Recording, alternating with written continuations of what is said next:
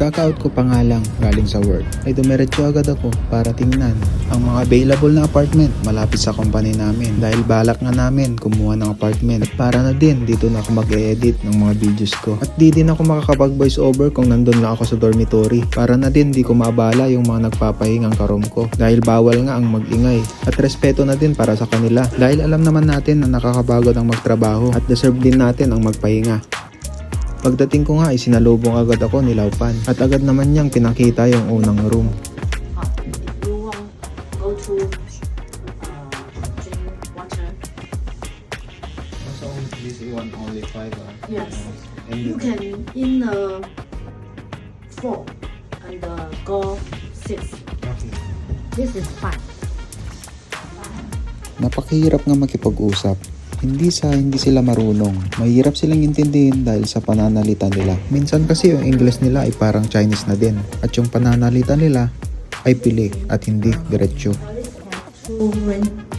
People living there. Yes. So have this to use. Water, hot, cool. Kami na lang nag-adjust at pinapaintindi talaga namin ang mga gusto naming sabihin. 全自动的。不是 It's automatic. 全自动叫什么 Automatic.？auto Washing machine is automatic. You know how to use that, right? Yes. Yeah. is new. Yes. Okay. At ito na nga yung unang room. Para sa akin nga ay masyado siyang masikip pero okay na din kapag ikaw ay solo lang. May mga gamit nga dito dahil lilipat pa nga lang yung nagre-renta ng room na to. Pero pinakita na niya para kung sakaling magustuhan ko ay i-reserve na niya ito para sa amin.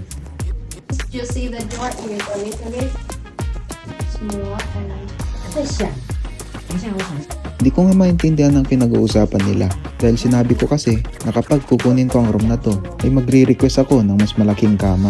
Pero hindi naman daw pwede dahil masyadong masikip yung pintuan para ipasok yung malaking kama. Kaya naman, sinabihan ko na lang siya na hindi ko na to kukunin. I-check pa sana namin yung mga ibang room kaso masyadong late na. Kaya naman, sinabihan ko na lang siya na bukas na lang. At kinabukasan nga pagka-out ko ulit ay dumiretso agad ako para tingnan ang dalawa pang room.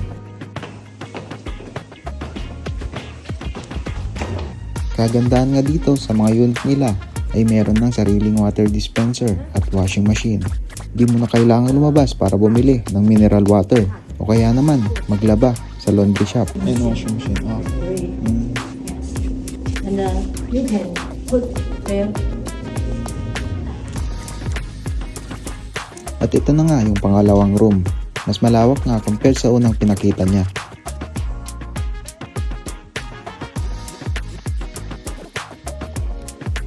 window.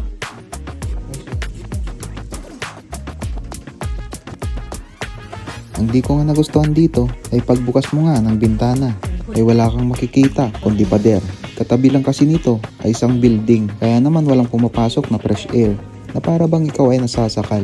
Yun ang pinaka number 1 na ayaw ko sa isang room, yung maliit na ventilation. Dito kasi pumapasok at lumalabas ang oxygen at carbon dioxide. Pinakita niya din ang pangatlong room. This also available? Pero same pa din sa pangalawang room at yung bintana niya ay mas malapit pa sa pader.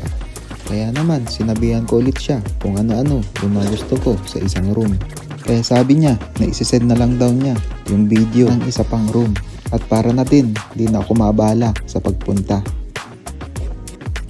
At ito na nga yung pang-apat na room at ito na yung nagustuhan ko.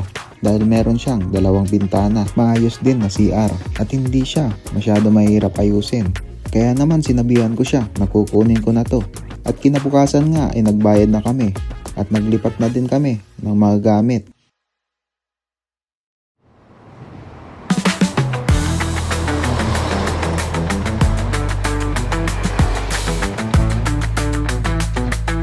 Buti na nga lang ay parehas kami ng day off ng girlfriend ko. Kaya naman sinamahan niya ako para maglipat ng mga gamit at para maayos na din kahit konti.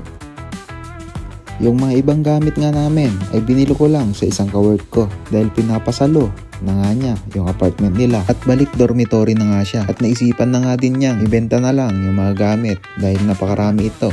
Pagkatapos nga namin maglipat at maglinis ay umuwi na nga din ang girlfriend ko dahil may pasok pa siya ng kinabukasan. Ako naman ay dito na ako natulog para ipagpatuloy ko ang pag-ayos.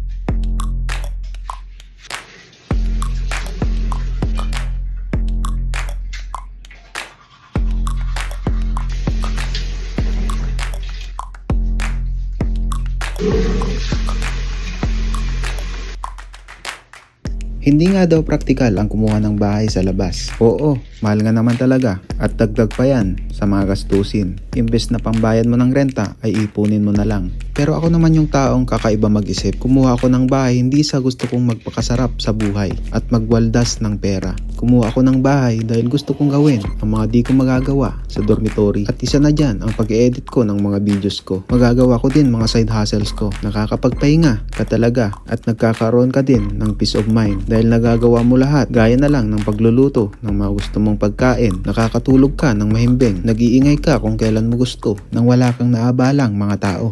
Pero syempre para mas komportable tayo ay inayos ko na at pinaganda para sa pag-uwi galing sa trabaho ay makakapag-relax kahit papaano. Marami din tayong mga bedsheet tapos mga pillowcase. Pero di ko pa nalaban. Sinalang ko pa lang. Pagkatapos nga ng mahabang pag-aayos ay ito na ang naging resulta ng apartment namin.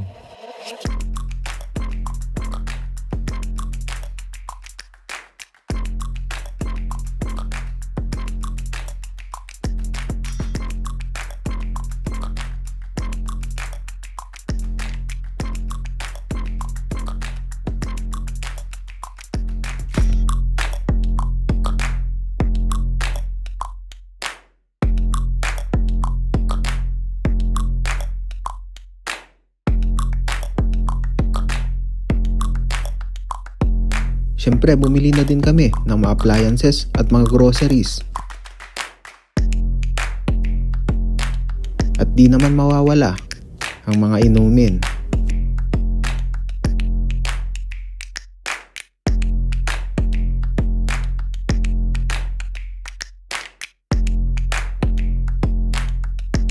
At siyempre, nilinis na rin natin ang CR.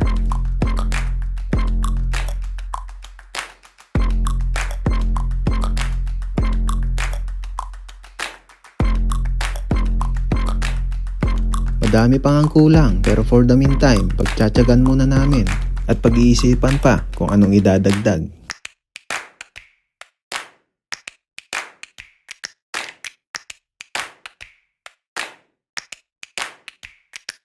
Madami ang nagtatanong kung bakit namin pinaganda ng pinaganda. Madami kasing mga travelers o kaya naman mga kababayan natin ang namamasyal at naghahanap ng bahay pahingahan. Kaya naman naisipan namin na ipatransient ito para dagdag na din sa kita namin at para na din makatulong na imbes na mag-hotel ay magtratransient na lang at para din mas convenient para sa kanila dahil dito makakapagluto ka at syempre mas mura compared sa mga hotel.